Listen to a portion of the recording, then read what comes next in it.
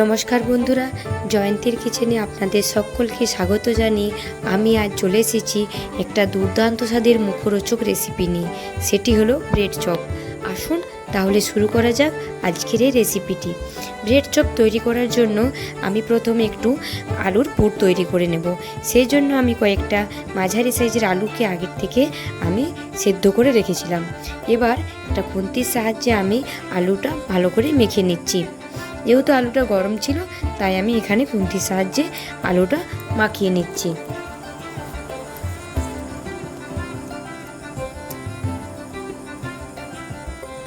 আলুটা ওদিকে মাখানো থাকলো। এবার কড়াইয়ের মধ্যে আমি অল্প পরিমাণে সর্ষের তেল নিয়ে নিলাম।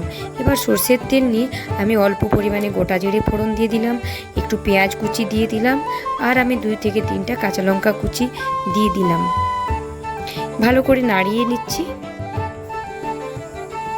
এবার আমি হাফ চামচ ধনে গুঁড়ো, হাফ চামচ হলুদ গুঁড়ো, হাফ চামচ জিরে গুঁড়ো আর অল্প পরিমাণে আমি লবণ দিয়ে মশলাটা একটু ভেজে নেব। বর্ষার দিনে আপনারা বাড়িতে এই রেসিপিটি বানিয়ে থাকবেন, আশা করি আপনাদের ভালো লাগবে।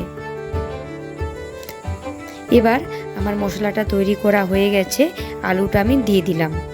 আলু দিয়ে ভালো করে আমি মশলার মধ্যে আলুটা মাখিয়ে নিচ্ছি। পুরো যখনই শুকনো হয়ে আসবে তখনই আলুটা আমি একটু তুলে নেব। আলুর পুরটা আমার তৈরি হয়ে গেছে। এবার কড়াই থেকে আমি আলুর পুরটা তুলে নিলাম। দেখুন বন্ধুরা, আলুর পুরটা কি অসাধারণ হয়েছে। এবার একটি পাত্রে আমি এখানে 250 গ্রাম বেসন নিয়ে নিচ্ছি। 250 গ্রাম বেসন নিয়েছি। এর মধ্যে হাফ চামচ জিরের গুঁড়ো, অল্প পরিমাণে হলুদ গুঁড়ো, অল্প পরিমাণে লবণ, আর আমি এখানে একটু কালো জিরে নিয়ে নিলাম। তারপর মশলাগুলো ভালো করে বেসনের সাথে মাখিয়ে নিলাম। তারপর অল্প অল্প জল দিয়ে আমি এখানে বেসনের ব্যাটারটা তৈরি করে রাখবো। খুব বেশি কিন্তু এখানে জল দেওয়া যাবে না। ওদিকে বেসনের ব্যাটার আমার তৈরি হয়ে গেছে। এবার আমি ব্রেডগুলো এইভাবে মাঝ বরাবর স্লাইস করে কেটে নেব। আপনারা দেখুন বন্ধুরা, আমি কিভাবে ব্রেডগুলো তৈরি করে নিচ্ছি। এখানে আমি একটা বড় খাপের ব্রেড নিয়েছি। পুরো ব্রেডগুলো আমি এভাবে কেটে নিলাম। এবার আমার যে আলুর পুরটা তৈরি করা ছিল সেটা ঠান্ডা হয়ে যাবার পর আমি এখানে ব্রেডগুলোর মধ্যে আলুর পুরটা এইভাবে দিয়ে আমি প্রত্যেকটা শেপ তৈরি করে নিচ্ছি।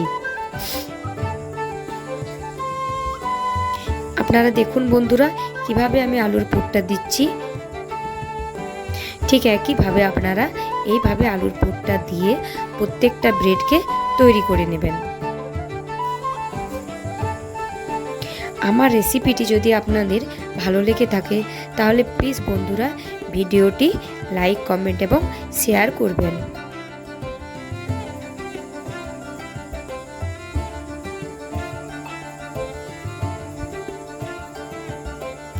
প্রত্যেকটা ব্রেডের মধ্যে পুর দিয়ে আমি আগের থেকে রেডি করে নিলাম। এবার গ্যাসের মধ্যে কড়াই বসিয়ে নিয়েছি। কড়াইয়ে আমি পর্যাপ্ত পরিমাণে সাদা তেল নিয়ে নিলাম। আমি এই রেসিপিটি সাদা তেলেই বানাবো। এবার আগের থেকে যে বেসনের ব্যাটারটা আমি তৈরি করে রেখেছিলাম, দেখুন বন্ধুরা, বেসনের ব্যাটারটা খুব বেশি পাতলা কিন্তু আমি করিনি। এবার ব্রেডগুলো বেসনের মধ্যে ডুবিয়ে আমি ভালো করে এপিট ওপিট নিয়ে তেলের মধ্যে ছেড়ে দিলাম।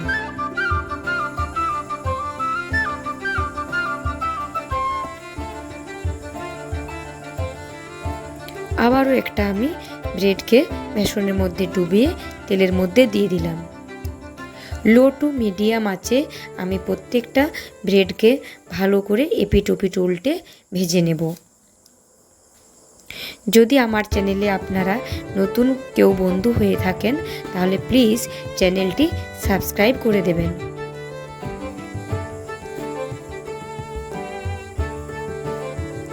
এপিট ওপিট উল্টে লাল লাল করে এই ব্রেডগুলো আমি ভেজে নিচ্ছি।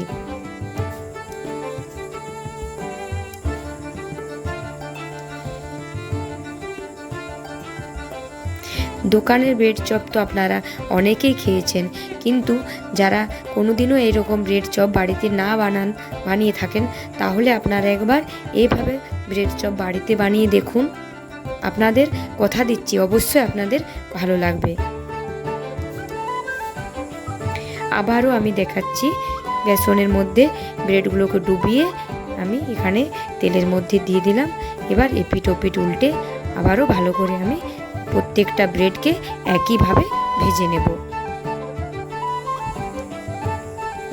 ভাজা হয়ে গেছে, এবার আমি কড়াই থেকে তুলে নিচ্ছি।